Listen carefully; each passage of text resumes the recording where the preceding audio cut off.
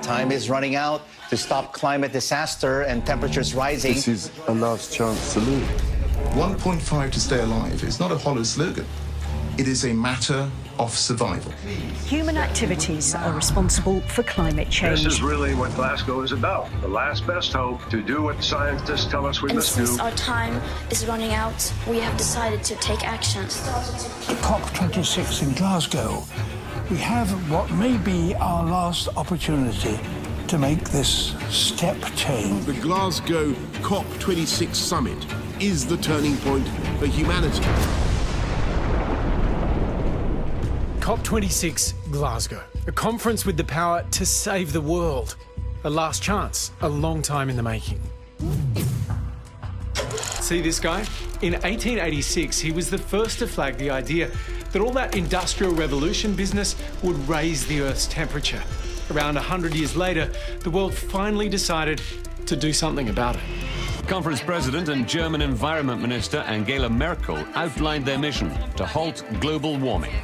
Since that first UN conference of the parties in '95, the world's leaders, along with thousands of diplomats, negotiators, scientists and activists, have met almost every year to gauge how we're tracking and work out how to tackle climate change. You can make history or you will be vilified by it. The growing threat of climate change could define the contours of this century more dramatically than Your any actions other. during this important meeting will send a message to the world on how we regard the future of our home You planet. say you love your children above all else, and yet you're stealing their future in front of their very eyes. But for all the big names and bigger brains, the stirring speeches and the impassioned protests, climate change has only worsened. No more blah, blah, blah. Action now! There is no planet B. There is no planet blah. Blah, blah, blah. Blah, blah, blah.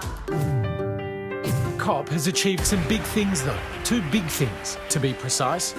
COP3's Kyoto Protocol, which required high-income countries to cut greenhouse gas emissions by varying amounts on 1990 levels. The imperative here is to do what we promise, rather than to promise what we cannot do.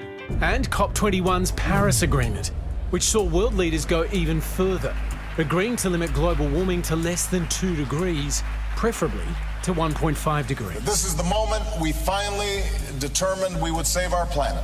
Slight problem, though. All the countries' commitments didn't and still don't add up to enough to limit warming by said 1.5 degrees. Not even close. The original pledges had us heading for 4 degrees of warming. Commitments made since have us on track for around 2.7 degrees, which is where Glasgow comes in.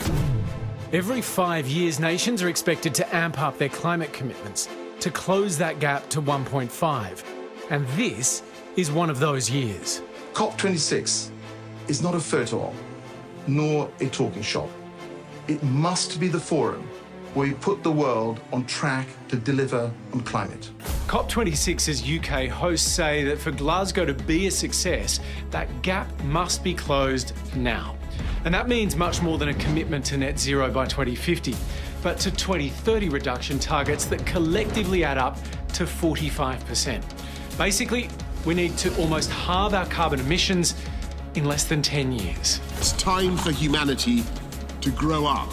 It's a huge ask, and one which will require wrangling increased reductions from more than 70 countries, accounting for 41% of global emissions. Countries like us. There's no action by Australia that's going to change the temperature of the globe at all. With attitudes like that, success is far from assured, but the cost of failure is unthinkable. Leaders of the world, you must lead. The continuation of our civilizations and the natural world upon which we depend is in your hands.